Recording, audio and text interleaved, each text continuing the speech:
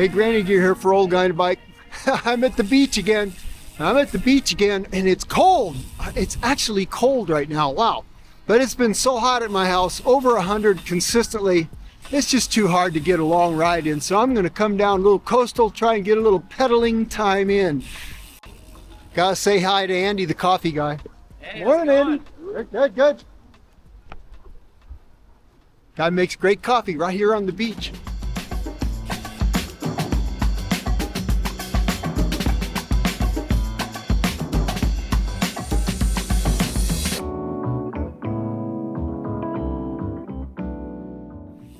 Now this would be the third video in a series of videos.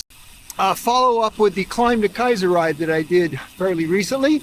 The first video was the ride itself. I took you through how that was, my experience. And the second video I talked about the equipment I chose, how I set my bike up, what I wore. In this video we'll be talking about all the choices I made in nutrition, how I looked at my training for it, etc. Now I'm no expert, I'm no coach. This is just what worked for me, so you can adjust for yourself.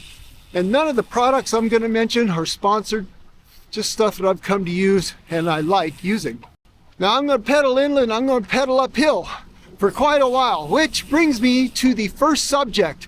And let's cut back to my front porch and let's talk about that one at a time, beginning with fitness. My state of my body, was I ready for the ride? Did I have a pretty good chance at least of physically accomplishing the ride? And in order to get ready for that, I had to get on my bike and pedal a lot. Now my fitness level is typically pretty good. It's pretty solid. I've got a good base to work from, especially since I am now a retired gentleman of leisure over this last year or so.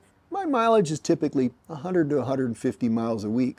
But I do a lot of climbing. In my typical rides. I like to climb, and so in the area where I live, it's very hilly. It's very easy for us to do 1,000 feet of elevation gain for every 10 miles on a typical ride. That ain't hay. If you look at my Strava specs, I checked them this morning.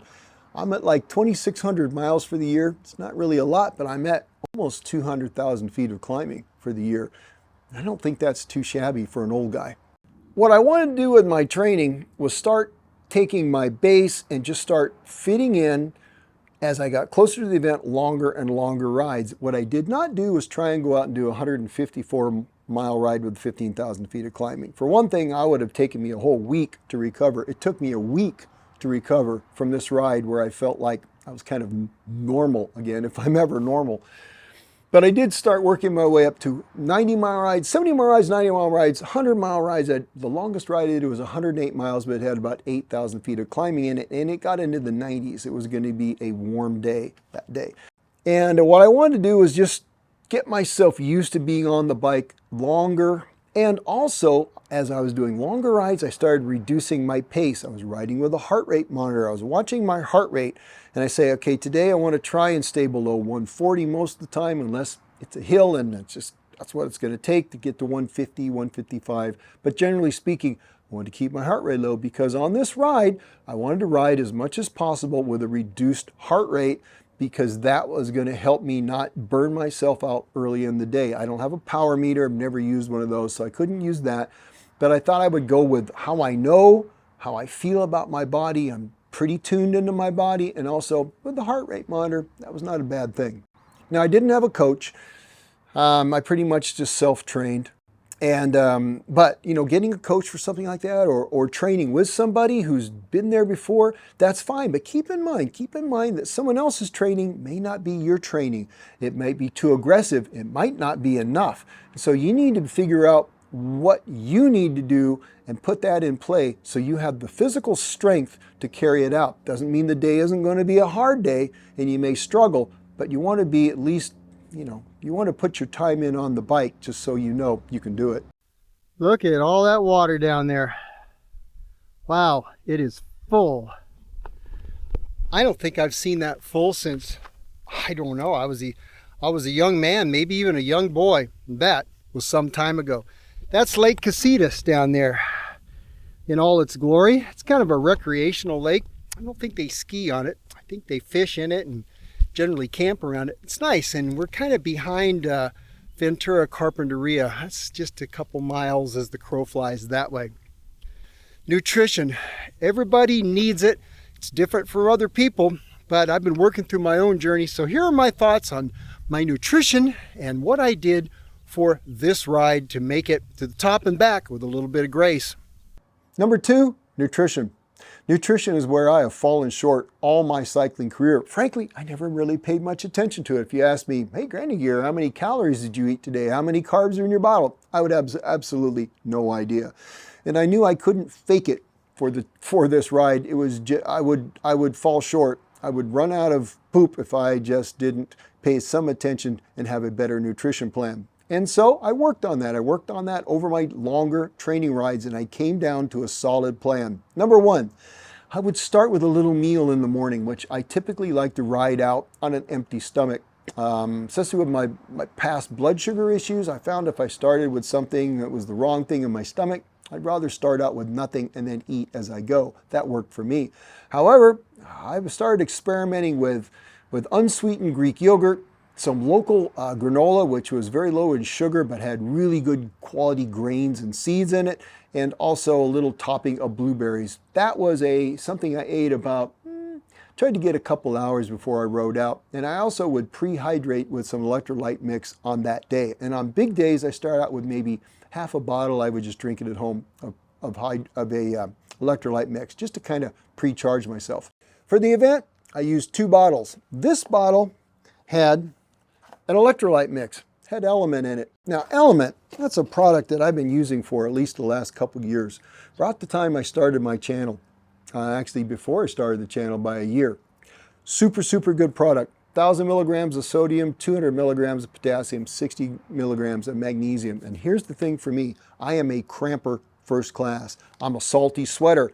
I will just lose all my electrolytes and a lot of water very rapidly. You look at me, I'll just be salty and rimy and nasty.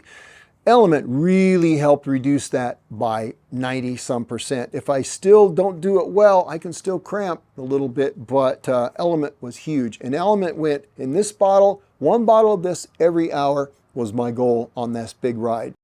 In the other bottle, I had Fluid Performance Drink Mix, plus I added half a packet of unflavored Element because I wanted to bump up the electrolytes. It was gonna be a hot day. I wanted at least in every bottle to have 500-600 milligrams of sodium. But this stuff right here, Fluid Performance Drink Mix, this is gasoline. This is fuel in the bottle. This is what I was drinking that was going to be giving me energy, because sometimes you just don't want to eat. So every time I took a drink from the back bottle, I was getting a little bit of a nutritional bump from Fluid Performance Drink Mix. And this is a mild tasting. It's not too strong. When it gets warm, it doesn't bother me. It's never bothered my stomach. And these guys, they have a great product. Their quality control is excellent. And yeah, Fluid Performance Drink Mix, that was in my back bottle, bottle number 2.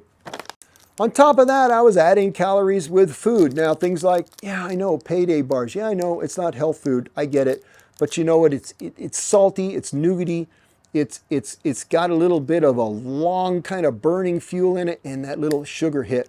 And I also had other things in my bag as well, things that I knew I liked to eat, typically sugary things. In fact, I actually had a bag of like gummy bears, which I'd never done much before, but I experimented with that. And boy, those little gummy bear hits when you're in the middle of a long climb, that was like, woo, that worked really well for me. In that case, when I'm into the ride 3, 4, 5, 6 hours, sugar for me was working really, really well. And of course, I also supplemented with what they had at the SAG stops. I did not use their nutrition. I did not want to, as I said before, go into battle with an unproven weapon. I'm not going to show up for a ride and try, oh, I've never tried heat or I've never tried scratch. I think I'll use that on my key ride today. Now, you don't want to do that. You want to use something you know works. So I carried everything that went in my bottles, I carried with me for the entire day. And a lot of my food. But of course, PB&Js, you know, et cetera, and bananas and those types of things. I added that in as it appealed to me. Now, I also did one more thing, which was kind of interesting. I did sport legs. Now, sport legs, the thought behind sport legs is it kind of like buffers, preloads, preconditions, like my Tesla, right? You precondition the battery for charging.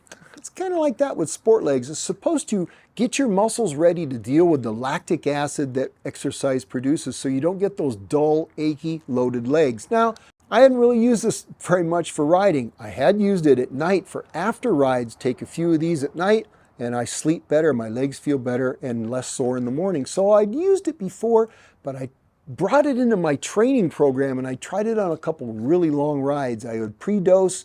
I would basically follow the dosage. I'd pre-dose ahead of time, about a half hour per my body weight, and then every 2 hours I would redose. And I was something was going on. If it wasn't sport legs, maybe I was just having a great day. But sport legs was interesting, and I used it on the big day, and I did that. I pre-dosed, and then I went through the day. Every 2 hours I would take 4 sport legs, which was kind of about 1 per 50 pounds of body weight. That and everything, my nutrition program, that was basically it. I started to cramp a little bit because I went into this sick, but I was able to overcome that. I hit the element a little bit hard, did an extra bottle, boom, popped me out of the cramp zone. I never cramped again the rest of the day. And I finished very strong at the end of the day at the flats, coming down into Fresno at 8:30 at night. I was still pedaling along at 20, 21 miles an hour if I wanted to without a whole lot of strain. I kept energy throughout the day, and I attribute that not just to my fitness, to my nutrition program, the fact that my body was getting the calories and the electrolytes it needed to keep moving. All right, number 3 on our hit parade of topics, talk about getting the human body ready for a big event like I went through. Now we're going to talk about what's under your hat. No, not a great haircut. I have less and less hair to cut as time goes by. No, not that. We're talking about your brain. I'm talking about what you think. I'm talking about what you are telling yourself when you're preparing for and you're in the middle of your big ride. So I'm riding along and I see this lady, and she's older lady like me, and she's riding up this hill, and I see she has a finisher's jersey on. She's got a Climb to Kaiser finisher's jersey from an earlier year, and I say, hey, you know what? Congrats on your accomplishing this ride before. You've done it before. She says, yes. I said, well, I'm a newbie. Do you have any advice? And she says, well, I just figure out I'm going to climb all day and I might as well be okay with that. And I just keep pedaling. And I thought that's very, very wise, because self-talk, what you think about yourself, can so affect the success and the outcome of your ride. And we don't think about that.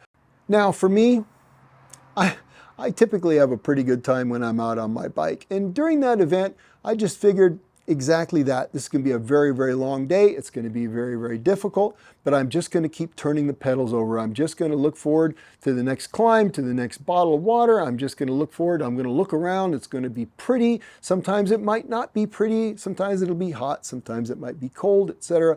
But my mental aspect was engaged. I was accepting the fact this is going to be difficult, and I was going to be okay with that. I was okay with hurting.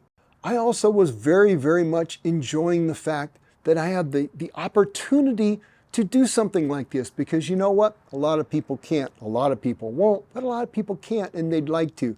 So for me to be out there and to be able to try and push myself like this, I have to be excited about that mentally to get to have the opportunity to do that, because you know what? You don't know what tomorrow holds, and tomorrow you may not be able to do that ride. Things change fast in life, don't they?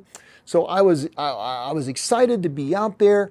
I was prepared as well as I could, and I figured I'm just going to see about getting this done. If I fail, I fail. Failure in something like this is not fatal. There's always next year. There's always some other ride.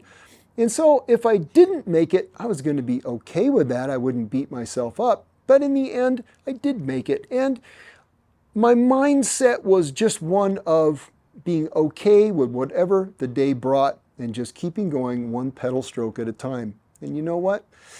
One pedal stroke at a time got me to the end in the dark, but I got there.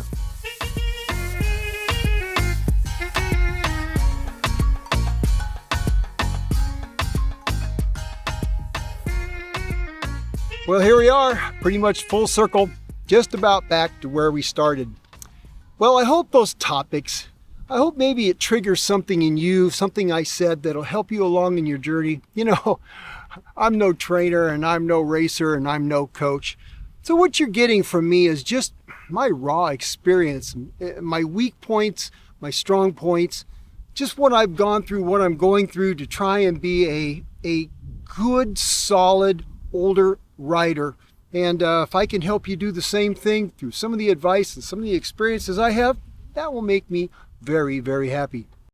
Well, today that was about a 50-mile loop, and it felt really good. You know, I put into play my pacing structure and watched my heart rate and did my nutrition pretty much like I did in training for that ride and during the ride.